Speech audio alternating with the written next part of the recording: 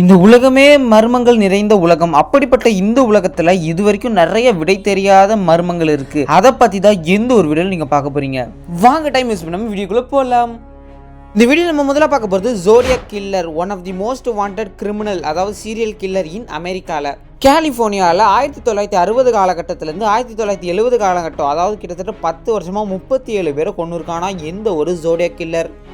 இதில் ரொம்பவும் நோட்டபுளாக நடந்த ஒரு பெரிய மர்டர் என்னன்னு பார்த்தீங்கன்னா, டிசம்பர் 20, 1968 வந்து பார்த்தீங்கன்னா ஒரு ஹைஸ்கூல் ஸ்டூடெண்ட்டை கொண்டு இருக்கான் எந்த ஒரு ஜோடியாக் கில்லர் கலிஃபோர்னியாவில்.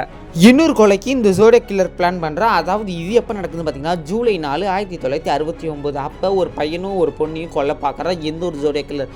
அப்போ அந்த பொண்ணை கொண்டுட்டான், இந்த பையன் மட்டும் சிறு காயங்களால் தப்பிச்சிட்டான்.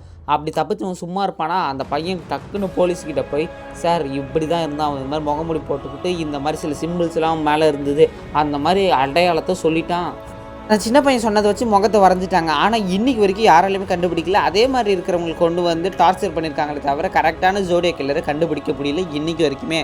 அமெரிக்காவில் 37 பேரை கொண்டவனை வச்சு சரின்னு சொல்லி இதே ஒரு கதையாக்கி ஒரு 2007 இவனை வச்சு ஒரு படமே வருது. அந்த படம் பேர் ஜோடியாக். இவனை பற்றி நிறைய கதைகள் கட்டுரைகள்னு சொல்லி ஜோடியாக் அப்படின்றத வச்சு நிறைய வருது. கொஞ்சம் வருஷத்துக்கு அப்புறம் லெகி ஆலன் சொல்லி அப்படின்னு ஒரு ஆளை பிடிக்கிறாங்க. இவன் கிட்டத்தட்ட ஜோடியாக் கில்லர் மாதிரியே இருக்கான் அப்படின்னு சொல்லி 1969 ஒரு வாட்டி, 1971 வருஷத்தில் ஒரு வாட்டியும் இவனை நல்லா இன்வெஸ்டிகேட் பண்ணுறாங்க.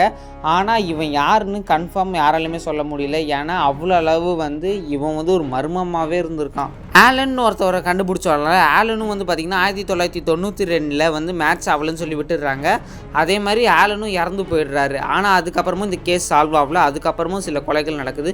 பார்த்தா ஆலன் கொலை பண்ணல, வேறு யாரோ தான் கொலை பண்ணியிருக்காங்க. ஸோ இந்த ஒரு ஜோடியாக் கில்லரோட கேஸ் பார்த்திங்கன்னா இன்றைக்கி வரைக்குமே ஒரு அன்சால்வ்டு மிஸ்ட்ரியாக தான் இருக்குது. இந்த ஒரு வீடியோவில் நம்ம ரெண்டாவதாக பார்க்க போகிறது the Oak Island of money bit.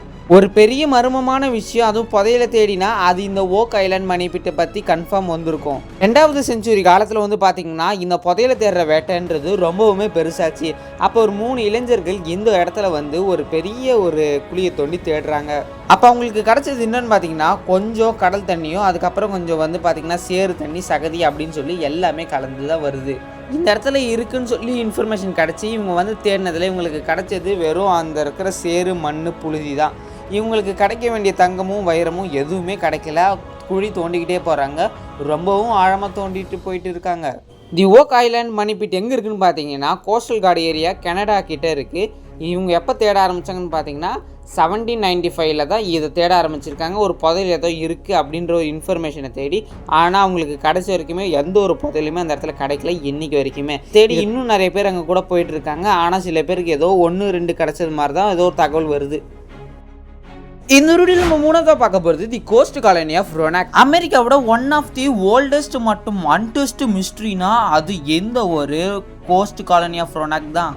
அதாவது பார்த்தீங்கன்னா மக்களே, 1587 வருஷத்துக்கு முன்னாடி பார்த்தீங்கன்னா இங்கிலீஷ் நாட்டை சேர்ந்த ஒரு வியாபாரி அவர் என்ன பண்ணியிருக்காருன்னு பார்த்தீங்கன்னா நார்த் கரோலினாக்கு வந்துக்கிட்டு இருக்கப்ப, அவர் பேர் ஜான் ஒயிட், அவரும் அவர் ஃபேமிலியும் வந்துக்கிட்டு இருக்கப்ப சரி ஏதோ ஒரு பிரச்சனையால் 1590 வருஷம் பார்த்தீங்கன்னா இங்கிலாண்டுக்கு திரும்பி போகிறதுக்கு ஒரு வந்திருக்காரு. ஆனால் இங்கிலாண்டுக்கு திரும்பி போகிற வழியிலே பார்த்தீங்கன்னா அந்த கோஸ்ட் காலனி ஆஃப் ரொனாக் அப்படின்றவங்க வந்த ஒரு கப்பலோட பேர் தான் அது.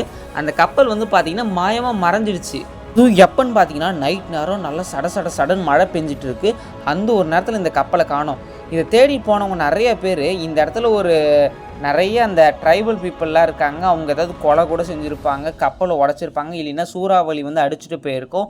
ஒரு மரத்தில் ஏதாவது எழுதி வச்சுருப்பாங்க, அதை வச்சு தான் நீங்கள் கண்டுபிடிக்கணும்னு சொல்லி எக்கச்சக்க காரணம் சொல்லிக்கிட்டு இருக்காங்க. ஆனால் என்னைக்கு வரைக்குமே அந்த கப்பலை கண்டுபிடிக்க முடியல. இந்த வீடியோவில் நம்ம அடுத்து 4ஆவதாக பார்க்க போகிறது தி கோடாக்ஸ் கிகாக்ஸ். இந்த கோடாக்ஸ் கிகாக்ஸை நீங்கள் எங்கேயும் கேள்விப்பட்ட மாதிரி இருக்குன்னா கன்ஃபார்ம் நீங்கள் கேள்விப்பட்டிருப்பீங்க. இதை டெவில்ஸ் பைபிள்னு சொல்லுவாங்க. ரொம்பவும் அமானுஷ சக்தி நிறைந்த ஒரு பைபிள் தான் இது. இதில் என்னடா ஸ்பெஷல் அப்படின்னு கேட்டிங்கன்னா, இந்த உலகத்திலே இந்த டெவில்ஸ் பைபிள்ன்ற புக்கு ஒன்று தான் இருக்குது. அது மட்டும் இல்லாமல் 13வது செஞ்சுரியில் எழுதப்பட்ட எந்த ஒரு புக்கு 36 இன்ச்சஸும் 165 பவுண்ட்ஸும் வெயிட் அதிகம். அது மட்டும் இல்லாமல் இந்த டெவில்ஸ் பைபிள்ன்ற பேருக்கு பின்னாடி ஒரு பெரிய ஒரு ரீசன் இருக்குது. அதாவது இது நீங்கள் படித்து சில மந்திரங்கள்லாம் வாசிங்கன்னு வச்சுக்கோங்களேன், உள்ளேருந்து தீய சக்தி, அமானுஷ சக்தியெல்லாம் இந்த உலகத்துக்கு வந்துடும். அது மட்டும் இல்லாமல் நீங்கள் சொல்கிறத தான் கேட்கும். அந்த மாதிரியான அமானுஷ சக்தியெல்லாம் இதுலேருந்து வெளியில் வந்துடும். அதனாலே பார்த்தீங்கன்னா இது ஏதோ ஒரு மியூசியத்தில் பத்திரமா பாதுகாக்கப்படுது அப்படின்றாங்க. இது வந்து யாருக்கும் தொட அலோடு கிடையாது. முக்கியமாக நீங்கள் ஏதாவது தொடணுன்னா அதுக்கு முன்னாடி நிறைய பர்மிஷன்லாம் இருக்குது. அது மட்டும் இல்லாமல் அந்த நாட்டில் வச்சுருக்கிறத வந்து இவங்க வந்து ரொம்ப வேல்யூபிள் அண்ட் ரிலீஜியஸான ஒரு பைபிளாக பார்க்குறாங்க. அடுத்து நம்ம இந்த வீடியோவில் 5ஆவதா பார்க்க போது பாஸ்குலா யூஎஃப்ஓ. ஒன்றும் இல்லைங்க, இது ஏன் இப்படி சொல்கிறாங்கன்னா, யூஎஃப்ஓவை ஒரு இடத்துல பார்த்துருக்காங்களாம். அக்டோபர் 11, 1973 அப்போ 2 நார்மலான ஒரு ஒர்க்கர்ஸ், ஒருத்தர் பேர் சார்லஸ் எக்கோசன், இன்னொருத்தர் பேர் கேல்வின் பார்க்கர். இவங்க 2 பேரும் வேலை செஞ்சுட்டு வீட்டுக்கு திரும்புகிறப்ப வந்து பார்த்தீங்கன்னா யூஎஃப்ஓவை பார்த்துருக்காங்களாம். ஆனால் இது யூஎஃப்ஓன்னு அவங்களுக்கு தெரியல. இப்போ பெரிய ஒரு ஓவல் ஷேப்பில் ஒரு பெரிய இட்லி தட்டு மாதிரி இருந்திருக்கு. அதுலேருந்து ஒரு பெரிய ப்ளூ லைட்டு மற்றும் பிங்க் லைட் கலந்த மாதிரி இருக்குது. அதுலேருந்து தோல் ரொம்ப சுருங்கின ஒல்லியான மனுஷங்க இறங்கியிருக்காங்க. ஆனால் அவங்க தலையில் முடியெல்லாம் இல்லை அப்படின்ற மாதிரி லோக்கல் போலீஸ் ஸ்டேஷனில் வந்து சொல்லியிருக்காங்க. அப்புறம் இவங்க சொன்னதை வச்சு இன்வெஸ்டிகேட் பண்ணி பார்த்தா, அப்புறம் இவங்களை மெடிக்கல் டெஸ்ட்டுக்கு எடுத்துகிட்டு போய் பார்த்தா இவங்க சொன்னது நிஜமாக தான் தெரிஞ்சிருக்கு. அதாவது நம்ம ஒரு மயக்கம் மாதிரி வர வச்சு இந்த அணியன் படத்தில் கேட்பாங்க பார்த்தீங்களா, நீங்கள் சின்ன வயசில் என்ன பண்ணீங்க அந்த மாதிரி. உண்மையாகவே உங்களை டெஸ்ட் எடுத்து பார்த்துருக்கப்ப இவங்க இதே மாதிரி இவங்க சொன்ன மாதிரியே ஒரு 2 மனுஷங்களை பார்த்துருக்காங்களாம், தோல் சுருங்கின மனிதர். அப்புறம் சயின்டிஸ்ட்லாம் வந்து பார்க்குறாங்க. அப்புறம் இவங்க ஏலியனை தான் பார்த்துருக்காங்கன்னு சொல்லி உறுதிப்படுத்துகிறாங்க. ஒரு மனுஷன் சொன்னால் பொய், 2 மனுஷங்களும் சேர்ந்து சொல்கிறாங்க. இவங்க எதுக்காக இப்படி சொல்கிறாங்க, உண்மையாகவே இவங்க பார்த்துருப்பாங்களான்னு சொல்கிறது இன்றைக்கி ஒரு மர்மமாக இருக்குது. அடுத்து இந்த ஒரு வீடியோ நம்ம பார்க்க போகிறது the disappear plane. Malaysia Airlines flight MH370 அப்படின்ற ஒரு பெரிய, அதாவது சொல்லணும்னா 21ஆவது செஞ்சுரியில் ஒரு பிக்கஸ்ட் மிஸ்ட்ரினா அது இந்த ஒரு பிளெயின் சம்பவம் தான். மார்ச் 8, 2014 அப்போ இந்த ஃப்ளைட்டோட பேர் தி போயிங் 777-200ER அப்படின்ற பிளெயின் கிட்டத்தட்ட 229 பேசஞ்சர்ஸை வச்சு கோலாலம்பூர்லேருந்து பெஞ்சிங் சைனாக்கு போகிறதுக்கு ரெடியாக இருக்குது. அப்போ இந்த பிளெயின் கொஞ்ச நேரத்தில் டேக் ஆஃப் ஆனோடனே கிட்டத்தட்ட அரை மணி நேரம் கழிச்சு ரேடார்லேருந்து அந்த பிளெயினோட சிக்னல் மறைஞ்சு போயிடுது. சரி எங்கேயோ போயிருக்கும், கொஞ்ச நேரம் கழிச்சு சிக்னல் வந்திருக்குன்னு பார்த்தா சிக்னலே வரல. என்றைக்கு வரைக்குமே இந்த ஒரு பிளெயின் சம்பவம் ரொம்பவும் மர்மமான சம்பவமாக தான் இருக்குது. அதுக்கப்புறம் இந்தியன் ஓஷனில் போய் தேடுறப்ப சில இந்த பிளெயினோட பாகங்கள் கிடச்சிருக்கு. அப்போ தான் இந்த பிளெயின் வந்து ஏதோ ஒரு இன்சிடெண்ட்டில் சிக்கி ரொம்பவும் தூளாக உடஞ்சிருக்குன்றதை உறுதிப்படுத்துகிறாங்க. ஒருவேளை ஆனால் இது எப்படின்னு காரணத்தை கண்டுபிடிக்கணும். ஒன்று டிரைவருக்கு, அதாவது அந்த பைலட்டுக்கு ஏதாவது ஹார்ட் அட்டாக்காக இருக்கலாம், இல்லை பிளெயின் ஹைஜாக் பண்ணியிருக்கலாம், இல்லைன்னா வெதரில் தான் மாட்டி சிக்கிடுச்சான்றது என்றைக்கு வரைக்குமே தெரியல. ஸோ எப்பயுமே ஏதாவது ஒரு மர்மமான விஷயம் நடந்ததுன்னா அது எப்படின்றது கவர்மெண்ட்டுக்கு தெரிஞ்சாகணும். ஏன்னா அப்போ தான் அந்த இன்சிடெண்ட் மறுபடியும் நடக்காமல் பார்த்துப்பாங்க. அதுக்காக செம்மையான ரிசர்ச்லாம் போச்சு.